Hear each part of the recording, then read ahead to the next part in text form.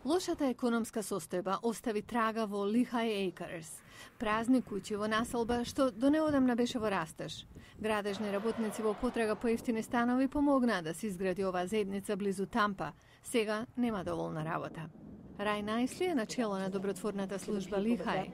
Таа вели дека се уште се надева работите да се свртат на подобро. Многумина се одселија. Слушам за луѓе кои заминале во Тексас по градежничка работа, некои во Тенеси, Северна Каролина. За прв пат во 63 години населението на Флорида се намалува. Сега има 31.000 помалку жители. Помалку луѓе бараат работа, помалку пензионери се доселуваат, повеќе лица заминуваат. Абрахам Лавендер е социолог на Меѓународниот универзитет во Флорида. Тој вели дека државата мака мачи со новата реалност. Флорида е градена на предпоставката дека секогаш ќе расте и се е планирано во таа насока. Така, кога имате забавување, запирање на растежот, па дури и на задување, како сега, тоа менува се. Клучен извор на растеж на Флорида долго време беа пензионерите кои доаѓаа од други делови на САД.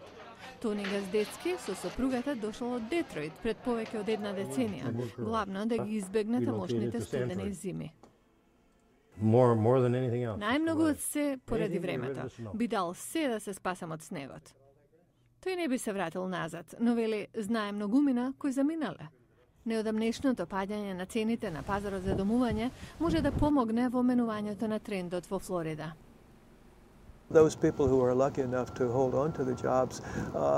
Оние кои имаат среќа да се вработени, може да си дозволат куќа што пред неколку години за нив била само сон, вели Лавендер.